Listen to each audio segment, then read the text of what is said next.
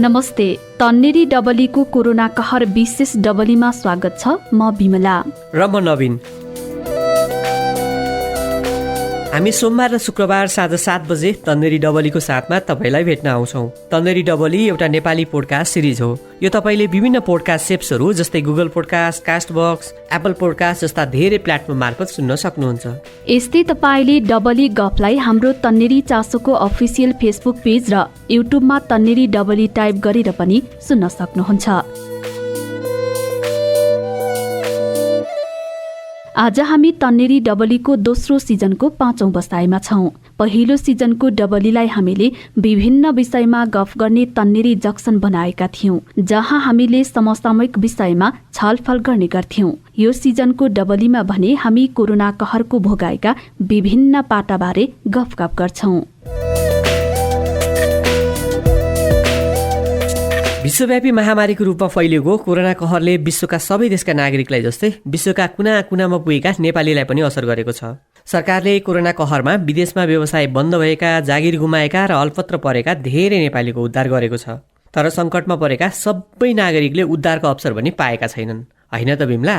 हो त नि नवीन। कोरोना त्रास सुरु भएको 1 वर्ष त बितिसकेको छ। कोरोना कहर बढ्दै गर्दा मान्छेका पीडा अझ गम्भीर बन्दै गएका छन्। यसको पीडा कहिलेसम्म सहनु पर्ने हो त्यो अनिश्चित छ। हेर, सङ्कटले नै समाधान खोज्छ भन्छन् बिमला। कोरोना भाइरस विरुद्धको भ्याक्सिन बनाउन विश्वकै वैज्ञानिकहरू लागि परेका छन्। कतिपय त्यसले भ्याक्सिनको सफल परीक्षण समेत गरिसकेका छन्। आशाको दियो कहिल्यै निभाउनु हुँदैन। हेर, यसको नियन्त्रण एक दिन न एक दिन त अवश्य होला नि। कोरोना कहर र यसको संक्रमण एक दिन अवश्य अन्त्य होला नवीन। तर यसले दिएका पीडा विश्वका नागरिकले कहिल्यै बिर्सने छैनन्। कोठामा थुनिएर बस्नु पर्दाको चोट कहिले निको होला र खोइ? त्यो त हो बिमला। तर हिजोको पीडा सम्झिएर आज चुप लागेर बसेर जिन्दगी चल्दैन। जिन्दगीका सुन्दर सपना बोकेर समुद्र पारी पुगेका नेपाली दाजुभाइ र दिदीबहिनीले कोरोना कहरको समयमा भएको पीडा देशभित्र भोगेको भन्दा दुःख र मार्मिक छन्। हामी घरभित्र बस्नु पर्दा दुःख मान्छौँ, उनीहरू घर आउन नपाएर छटपटिरहेका छन्। हो नवीन, परदेश पुगेका दाजुभाइ र दिदीबहिनीको पीडाको अनुभूति हामीले यहाँ बसेर गफ गरे जस्तो मात्र हुँदैन। सरकारले विदेशिएका नागरिकलाई सङ्कटमा उद्धारको प्रयास नगरेको होइन, तर सबै नेपाली त्यो पहुँचमा पुग्न सकेनन्। महामारी र सङ्कटको समयमा घर फर्किन नपाएका नागरिकको पीडा कस्तो होला म त सोच्नसम्म सक्दिन। घर परिवार बालबच्चा छोडेर प्रदेश पुग्नुको पीडा एकातिर छ, अर्कोतिर भिजाको म्याच सकिएर घर फर्किने बेलामा उतै रोकिनुपर्ने बाध्यता र चोट। यस्तो कुरा सम्झिँदा त गरिब देशको नागरिक भएर जन्मिनु हाम्रो नै दोष हो कि जस्तो लाग्छ बिमला मलाई त। फेरि हेर न, सरकारले पनि हाम्रो कुरै बुझ्दैन। राजनीतिक दलहरू आफआफ्नो लडाइँमा व्यस्त छन्। यिनको नेतृत्वबाट अब आशा गर्ने ठाउँ चाहिँ के छ र? यसरी सम्झिँदा त जताततै निराशा देखिन्छ। यो कोरोना संक्रमण सुरु भएपछि सरकारले विदेशमा बस्ने नागरिकहरूका लागि के काम गरेको छ भनेर मैले खोजेकी छु। के चाहिँ भेटियो त बिमला? तिमी पनि कुरा गरे कुरैको दुःख भने जस्तो नगर न नवीन।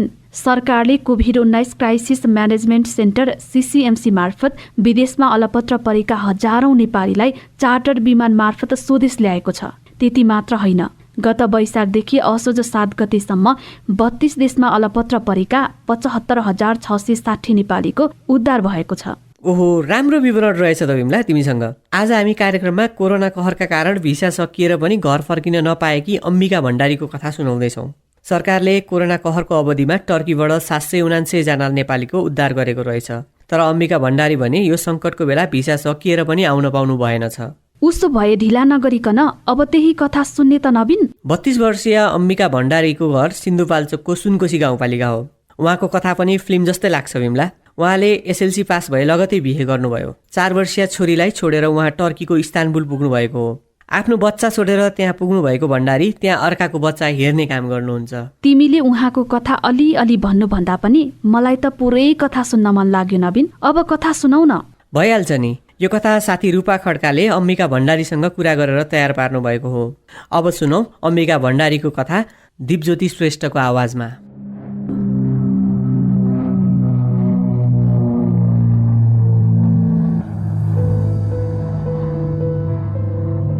म कहिले आफ्नै देश फर्कन पाउँछु होला। म अहिले टर्कीको इस्तानबुलमा बस्छु। नेपालबाट आएको पनि 3 वर्ष भयो। टर्की आएको म यो दोस्रो पटक हो। यसअघि पनि 3 वर्ष यहाँ बसेर नेपाल फर्किएकी थिएँ। 3 वर्षमा काठमाडौँमा सानो जग्गा जोड्न सकेँ। माइतीको बुबासँग मिलेर घर पनि बनाए। घर बनाउँदाको ऋण तिर्न फेरि सकस भएपछि टर्की नै फर्किए। नयाँ साउको घरमा बच्चा हेर्न र घरको काम गर्न बसे। 3 वर्षपछि नेपाल फर्कने योजना बुन्दै थिए। यो कोरोना भाइरसले सबै योजना चकनाचुर बनाइदियो।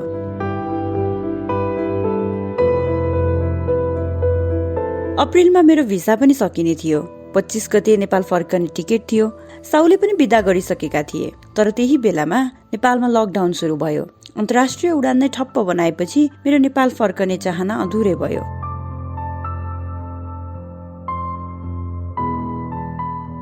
नेपाल फर्कन 15 दिन बाँकी थियो। घर जाने खुसी सम्हाली नसक्नु थियो। तर विश्वलाई लागेको कोरोना भाइरस मेरो खुसीमा पनि लाग्यो। म नेपाल फर्कन पाइन। म अहिले 32 वर्षकी भएँ। मेरो जन्मघर सिन्धुपाल्चोक सुनकोशी गाउँपालिका कुहिले हो। नेपालमा हजारौं हन्डर खाएपछि म विदेश आएकी हुँ। मेरो 10 वर्षकी छोरी पनि छे। एसएलसी सक्ने बित्तिकै घरबाट विवाह गरिदिए जिल्लाकै राम्चे भन्ने ठाउँमा। नेपाली सेनामा कार्यरत श्रीमान व्यवहारिक नभइदिँदा मैले धेरै दुःख सहे। उनले पनि सेनाको जागिर छोडेपछि घर व्यवहार चलाउन कमाई नगरी नहुने भयो। 4 वर्षकी छोरी माइतीमा छाडेर टर्की आए। सुरुका वर्ष भाषा संस्कृति नजान्दा र साउ गतिलो नपर्दा नसोचेको दुःख पाए। विदेशमा दुःख नपाउने को नै होला र। त्यसमाथि घरेलु कामदारको दुःख बयान गरी साध्यै छैन। यो पटक चाहिँ राम्रै घरमा काम पाए। 3 वर्षमै ऋण चुक्ता गरेर केही जोहो पनि गरेकी थिए। खैरीले पढाइदिने स्कुलमा छोरीलाई राखेकी छु। आफ्नै बाबुआमा हुँदा पनि छोरीले अनाथ जसरी अरूको भरमा पढ्नु परेको छ। अब चाहिँ नेपालमै गएर केही उद्यम गरौँला, छोरीलाई काखैमा राखेर हुर्काउँला। आमा भन्न बिर्सिएकी छोरीलाई मनभरिको ममता दिएर म नै तिम्रे आमा हुँ भनेर चिनाउला।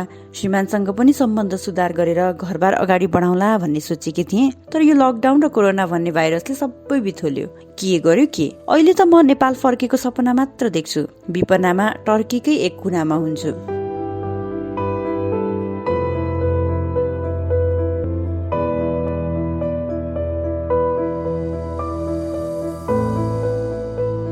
अन्य देश जस्तो टर्कीमा धेरै नेपाली छैनन्। दूतावास पनि छैन।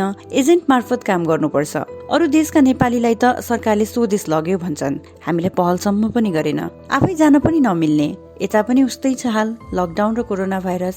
म स्वदेश फर्कने भएपछि साउनीले पनि आफ्नो बच्चा हेर्न अर्को मान्छे खोजेकी थिइन्। अब म नै जान नपाएपछि केही दिन त खाना लाउन दिइन्। सधैँ काम नगरी विदेशको ठाउँमा कसले पो पाल्छ र? तर धन्न अर्को काम गर्नेसँग बच्चा रतिएन। त्यसैले मलाई नै फेरि काम गर्न दिइन् र बस्न खान सजिलो भएको छ। नत्र यो बिरानो देशमा म कल्पना पनि गर्न सक्दिन। 1 वर्षको भिसा थप्न साउनीले नै पहल गरिदिएर मलाई सजिलो भयो। अब अर्को अप्रिलसम्म त म नि नेपाल आइपुग्छु होला। दिनहुँ समाचारमा नेपालबारे अपडेट भइराख्छु। नेपालमा कोरोना बढेको देख्दा अत्यास लाग्छ। टर्की त धनी देश हो। स्वास्थ्य उपचार पनि राम्रो छ। कोरोना लागे पनि बेलैमा उपचार र स्याहार हुन्छ। निको हुने सम्भावना बढी नै हुन्छ। तर नेपालमा गाह्रो छ। सरकारको पारा झन् त्यस्तो छ। जनतामा त्रास छ। दिनदिनै कोरोना बढेको बढी छ। तर सरकारले अझै नियन्त्रण गर्न सकेको छैन। यतिका महिना भइसक्यो। नियन्त्रणको त परकै कुरा। सान्त्वना दिन पनि जाने छैन। नेपालमा त उपचार पनि महँगो हुन्छ। त्यसमाथि मान्छेहरूले डाक्टरलाई नै चिचे दूर गरे भन्ने सुन्छु। त्यस्तो भयो भने त कसरी कोरोना नियन्त्रण हुन्छ त? कसरी कोरोनासँगको लडाईँमा मान्छेहरूमा हिम्मत आउँछ?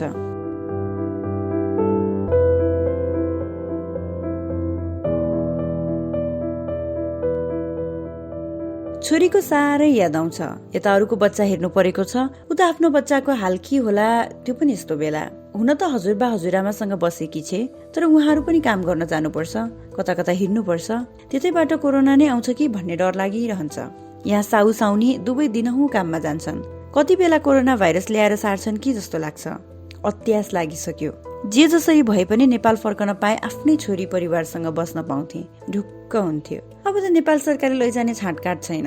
मैले त आश गर्न पनि छोडिसकेँ। कहिले कोरोना सकिन्छ, टर्की र नेपालमा लकडाउन खुल्छ र आफ्नै देश नेपाल फर्कन पाउँछु भन्ने सपना बुनेर बस्नु परेको छ। यो गाह्रो अवस्थामा आफूले आफैलाई हिम्मत दिनु बाहेक अरू के नै गर्न सकिँदो रहेछ र हामी निरीह विदेशीका नागरिकले।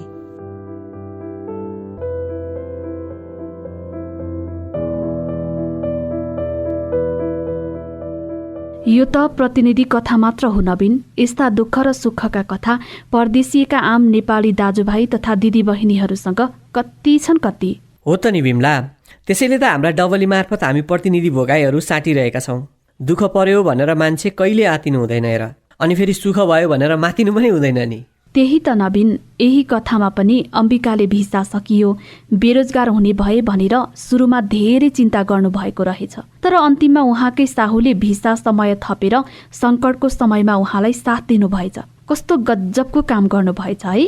सुन्दा कति राम्रो लाग्ने क्या है बिमला।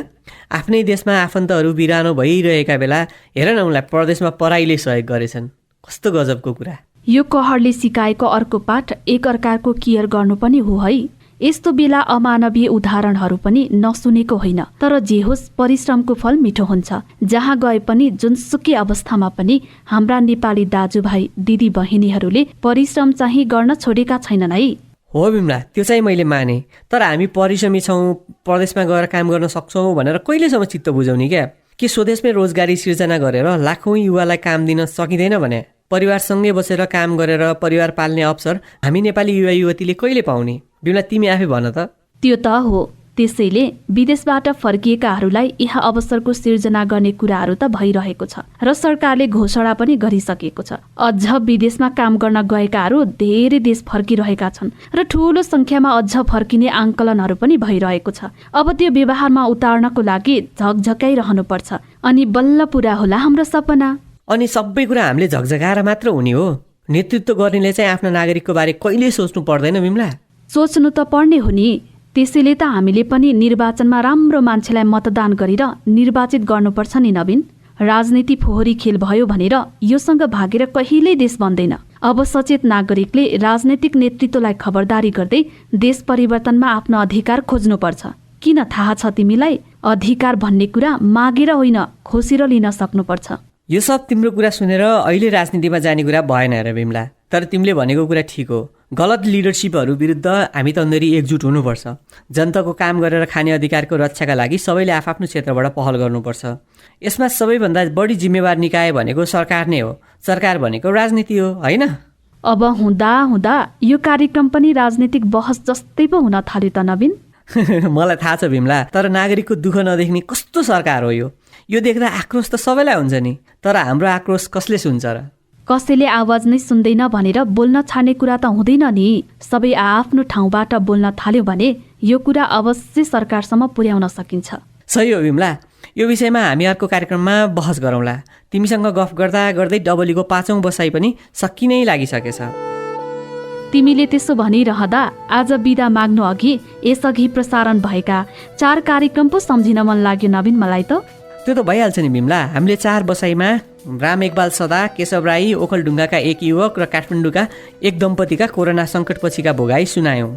हो त है नवीन। आज चाहिँ हामीले कोरोना सङ्कटमा परदेशमा नेपाली चेलीको भोगाईलाई समेट्यौँ। हामी अर्को बसाइमा अर्को नयाँ भोगाई लिएर उपस्थित हुन्छौँ। यस्ता भोगाई धेरै पढ्न चाहनुहुन्छ भने तपाईँ हाम्रो वेबसाइट coronakahar.com गएर यस्ता धेरै अनुभूतिहरू पढ्न सक्नुहुन्छ। अनि तपाईँका पनि यस्तै अनुभूति छन् र हामीसँग सेयर गर्न चाहनुहुन्छ भने हामीलाई podcast@tanerichaso.net मार्फत इमेल पठाउन सक्नुहुन्छ। हामीलाई पोडकास्टमा सुनेर तपाईँलाई कस्तो लागेको छ? यो डबली हाम्रो मात्र होइन, जुनसुकै माध्यमबाट तपाईँ डबली सुन्दै हुनुहुन्छ भने पनि हामीलाई तल कमेन्टमा गई प्रतिक्रिया दिन सक्नुहुन्छ है। त्यति मात्र होइन, यो पोडकास्टलाई आफ्नो सामाजिक सञ्जाल मार्फत धेरै भन्दा धेरै साथीसँग बाँड्न पनि सक्नुहुन्छ।